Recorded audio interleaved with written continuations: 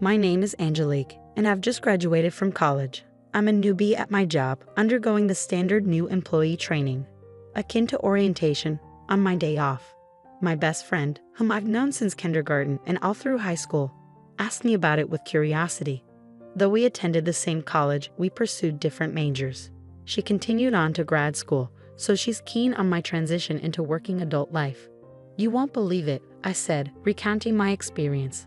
We start with a morning run every day as part of building our stamina. Really? Everyone, she exclaimed, evidently surprised by the rigor. It seems so. It's like a first taste of the toughness of working life. Unless there's a specific reason, everyone up to their second year participates. Those with 3 years or more are exempt. But still, about half of the entire company joins in. The other half opts for activities like crosswords or brain training exercises. Whoa, interesting. I totally skipped the exercise part though, she chuckled, amused. Our company motto is also unique, I continued. It's something like always be healthy, work hard, play hard, and live a long, active life. So, for the first 30 minutes after starting work, we have time for physical and mental exercises. That is really unique, she remarked. I can interact with people from all ages and departments. It feels like an extension of a club or group in school. It's fun. I really do love the company I've joined. But don't you seem kind of tired? You're really observant, I replied, somewhat taken aback by her sharp observation. Yes, overall the atmosphere at the company is okay. But there is one, if not the only colossal obstacle, a supremely arrogant individual who stands in my way.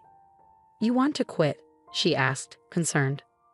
Oh, I see, just as I thought, you lack determination. I smiled, shaking my head. The woman who is my manager is complaining bitterly on a call with a part-timer who has been absent for a few days. Her loud voice, meant to be heard, seems to be filled with malice, pushing the other person into a corner. The manager, whispered as the queen of damaging sighs, has the destructive power to completely demoralize the person on the receiving end of her tirade, I explained. She's like, I'm taking a break, and then all of a sudden doesn't show up for days, neglecting her duties. And now she says she's quitting. How carefree. Just because she's part-time doesn't mean I'll let her get away with this. I'll push her to the very end. This goes beyond sarcasm. It's downright terrifying, I continued. The last day the part-timer came in, I noticed her body stiffened, tears welling up in her eyes. What's wrong? Are you okay? I asked. She had been scolded by the manager again. She was trembling as she spoke. It must have taken a lot of courage for her to make this phone call. Since the manager has no choice but to accept her resignation, it would be better to just let her go without any more sarcastic remarks. It's been about a month since I joined the company. Considering that the first week was just going around and learning from all the departments in the company, I've encountered similar situations twice in the short span of 3 weeks, I sighed. It's so inconvenient. She hardly does her work and just drags everyone down. All I'm doing is pointing that out. The manager, secretly referred to as the Empress in the company, always has deep wrinkles between her eyebrows. It takes effort to replace her.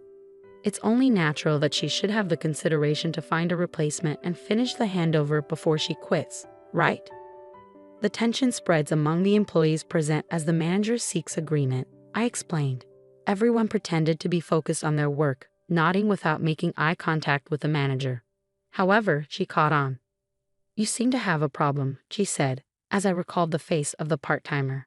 I found myself ensnared in the scrutinizing gaze of the Empress. I'll ask you once you receive your salary. You should take responsibility for your work, right? Yes, I replied, feeling the weight of her deliberate question. There seemed to be no other option but to agree, and the manager knew it, directing the inquiry squarely at me. Do you think it's okay to act selfishly in the workplace? She continued. No, but selfishness is the enemy of work, right? I started to argue back, but her loud voice cut me off. In the end, I wasn't allowed to say anything. I regretted my inability to intervene for the crying part-timer and that I simply let the manager have her way. That's bound to stress you out. I'm sorry, I just keep complaining. I was supposed to be bragging about the company, but before I knew it, it was all just one-sided complaints. I lamented to my friend. It's okay, you can't keep things bottled up, and it's not your fault. If you resist too much, you'll be the next target. A manager who mixes up power and authority is the worst. Be careful not to get on her bad side, okay? She warned, offering solace. Thanks, I replied, feeling grateful for her understanding. Then I broached the main topic about the trip. I think I can cover the cost with my part-time job savings from college and my first paycheck. I'm thinking of taking my grandparents to the resort you told me about before. Do you think they'll be pleased? This was the real issue I wanted to discuss. She was well informed about traveling, having done so extensively with her family. Of course, the end is one that even my picky grandmother was completely satisfied with. You can't go wrong, she assured me with a smile. I'm glad. I really want to make it a good memory since we're doing it, I expressed, feeling relieved. I had been planning a trip with my grandparents using the money I had diligently saved up. They were the ones who raised me in place of my parents who passed away when I was young. I wanted to give something back to the two of them who always put me first and supported me, so I had been saving money from part-time jobs since my college days. Seeing my friend smile, my cheeks also relaxed. However, it was Friday afternoon, the day before the trip. I was summoned by the manager and approached her desk. Classify these by category and analyze them. They're documents to be used at the beginning of next week, she instructed, her lips adorned with unusually bright lipstick and a smug smile etched on her face. I blinked in surprise as I saw the pile of thick documents before me. You want me to analyze this by the end of the break? I asked, incredulous. There were several binders, each one incredibly heavy, and they were all disorganized. Just sorting and classifying them alone would likely consume the entire day, let alone analyzing them on top of that. To my bewilderment, the manager responded with a victorious air. I'm glad you understand my orders. You've been ignoring instructions recently, you see. Unable to hold back the unreasonable accusations, I decided to stand my ground. I hate to point out, but it's Friday and there are barely 2 hours left until the end of the day. It's simply impossible to finish these documents by the beginning of next week.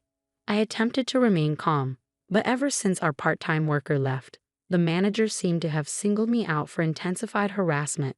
She excluded me from office memos, issued incorrect instructions, and then blamed me for misunderstanding. On top of that, she dumped an unmanageable amount of work on me, which clashed with my long-awaited vacation plans. It seemed like my objections didn't bother the manager at all. You're going to use it at the beginning of the week, right? It's fine if you come in over the weekend to finish it. Oh, and just to let you know, these documents are confidential, so don't take them home. Please, wait a second. I tried to argue, but the manager interrupted. I have a meeting soon, and I'm leaving directly from here today, before leaving the pile of documents on the desk and walking out. The next day, my planned trip with my grandparents lay under the expansive sky. As they noticed my stifled yawns, they grew concerned. Are you okay? Staying up all night and then going on a trip? Maybe we should have canceled. I'm fine, don't worry. I was really looking forward to this trip today, I reassured them. Yeah, I could sense their worry knowing I had worked all night and rushed home just in time for our departure. I couldn't let my fatigue dampen our special trip. No, this won't do. It's a special trip, so I have to make it enjoyable. I mustered up some cheer and directed a smile toward my grandparents. Look at this view, it's amazing. The sea is so beautiful. Don't worry about me. I worked hard so that I could enjoy delicious food, soak in the hot spring, and sleep soundly on a fluffy bed. My attempt at lightheartedness seemed to relax them, and they began to enjoy the scenery with relieved expressions. But amidst the enjoyment, a nightmare awaited me. Did you finish the job I asked for? You didn't quit, did you? A familiar voice startled me as I strolled alone in the inn after checking in. Why here of all places? I muttered to myself, but the manager, seemingly reading my thoughts, snorted and left. I ruined your weekend to teach you a lesson. I thought it was unlikely, but as I thought, you ignored my instructions, didn't you? The manager's words felt like a curse, and I was overcome with dizziness. The thought of being given work to ruin my vacation filled me with anger. But how did you know about my plans? I asked, astonished. You were chattering away during break time. Where are you going? When are you going? Oh, I'm so jealous. You were so pleased being praised by everybody. It was hilarious, she replied casually, revealing her eavesdropping habits. Realizing that my innocuous chats with colleagues were being carefully listened to, I felt a chill. Besides, I'm surprised. This end is too good for you, she continued, her tone dripping with disdain. Excuse me? I responded, confused. You don't get it. It's an eyesore to see commoners wandering around. Look, there's a rundown inn next door that's more your style, she sneered. I don't understand what you mean. I know you find me an eyesore, but the rest is just insults and harassment, right? I retorted, feeling my anger rise. Just as my frustration reached its peak, a voice of support came from behind me. Is that what this is about? My grandparents had arrived, standing by my side. The people whom I thought were peacefully drinking tea in the room were suddenly standing behind me. Judging from their expressions, they must have overheard almost all of my conversation with the manager. This is, I began hurriedly, but my grandfather cut me off and addressed the manager. Nice to meet you. I'm Angelique's grandfather and have been her guardian for many years. Perhaps it's quicker to tell you that I'm the honorary chairman of the trading company that was discussing a deal with your company the other day. At those words, the manager's face turned pale. The honorary chairman of the industry, but your name is different from this employee's. Yes, she goes by her maternal family name, otherwise, she would be viewed differently as a member of a famous company's founding family, right? My grandfather explained calmly. I don't want my precious granddaughter to have a tough time at the company where she works. I'm terribly sorry, I had no idea, the manager stammered, her face growing even paler. Do you think ignorance excuses rudeness? My grandfather queried. In contrast to my grandfather's calm demeanor, the manager was sweating profusely and frozen in place. I'm afraid I'll have to ask you to relay a message to your company CEO. I'm not interested in doing business with a company that has a manager like you. Well, wait a minute, please, the manager exclaimed, but my grandfather ignored her pleas. My granddaughter joined a company with a great motto: stay healthy, work hard, play hard, and live a long life. I thought the existence of quirky managers was necessary for the growth of the company. But your personality and behavior are harmful, he concluded. If you disagree with what I say, you can ignore it or spread bad rumors about me. My granddaughter has been recording all of this with her camera. Let's see whose side the world is on. With that, he left the scene. As my grandfather had said, I had been recording from the beginning of the trip with a camera hanging around my neck, capturing memories with my grandparents. I had forgotten, but the camera was still rolling at that moment. I began, uncertain of how to react. The manager, trembling, tried to cling to my grandfather but was bluntly told, "It's too late now," and collapsed on the spot. Wait a minute, can't you do something to help? She pleaded, turning to me for assistance after being coldly brushed off by my grandfather. I refuse. You always say there's nothing a newbie like me can do, I retorted, returning the sarcasm she had given me just the other day. Despite my anger, I managed to keep it in check and even flashed a smile. Yeah, I could probably be an actress too, I thought to myself. Then at the start of the week at work, there was an issue with the manager. The executive who led the running club stood tall in our department since the morning. Our company credo is to practice living healthily, working well, playing well, and living a long life. We welcome hard work, but that doesn't mean forcing people to work, especially not if it compromises their physical and mental health. Executives who dump unreasonable amounts of work on their subordinates are merely showing their lack of managerial skills. The managing director's voice echoed throughout the floor. Excuse me? The manager, seemingly taken aback by being attacked first thing in the morning, was about to ask something calmly while clenching her fist. But the executive continued, Here, we have the time cards from last Friday to today. There were 5 employees who came to work on Friday and stayed until Saturday morning.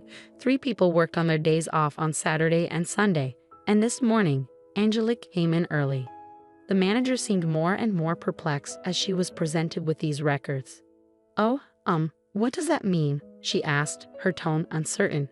I addressed the confused manager, prompted by the managing director.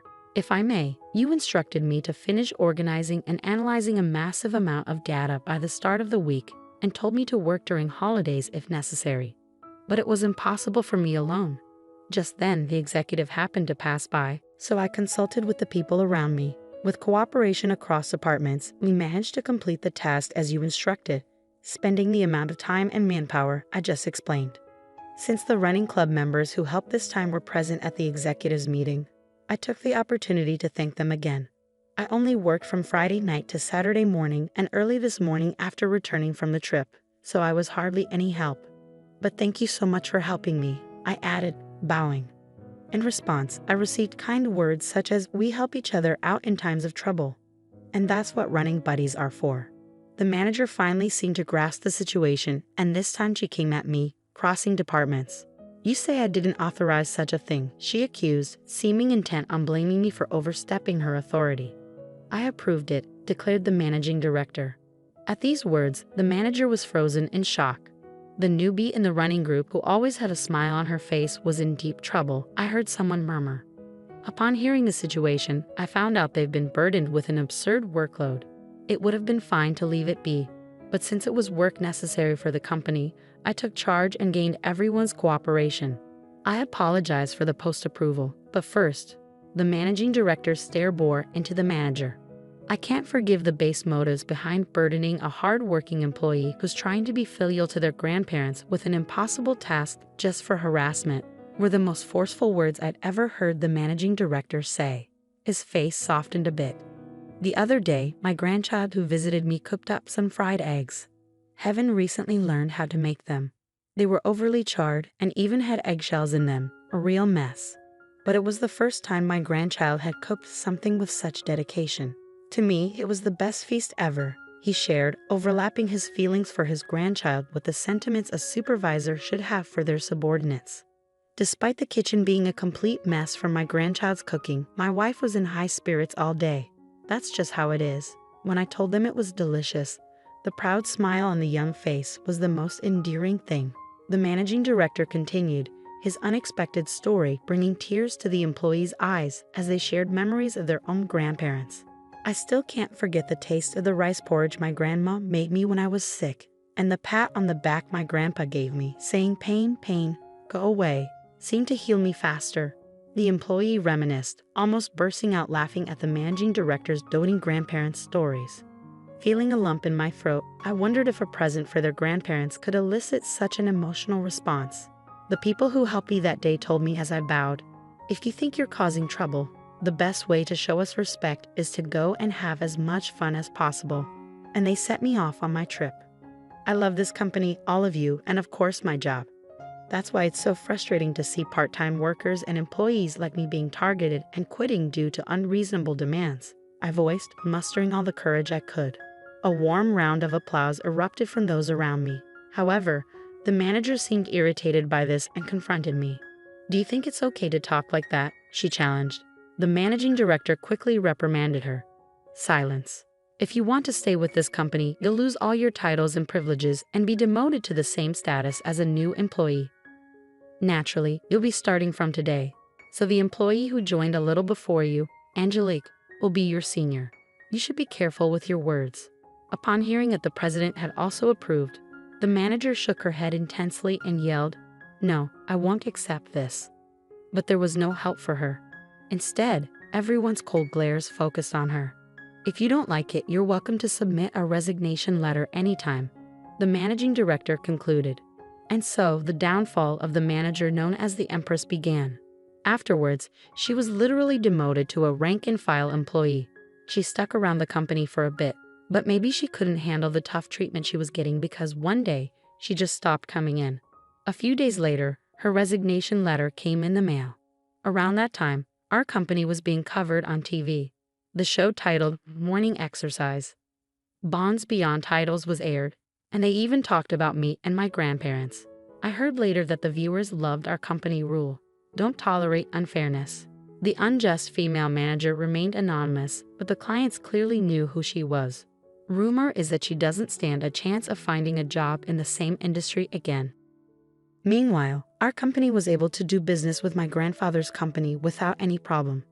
Working with relatives can be a bit embarrassing, but it also keeps me on my toes. Plus, I've become even more popular within the company due to my legendary showdown with the female manager. Whoa, you're so motivated. I want to work with you once I finish graduate school. My best friend recently told me. I'm hoping that'll happen too, I replied. I've started saving again because I want to travel with my grandparents without any worries this time. It'll take time since all I can do is save bit by bit, but just sit tight, Grandma and Grandpa, I'm going to continue to cherish my precious time from here on out.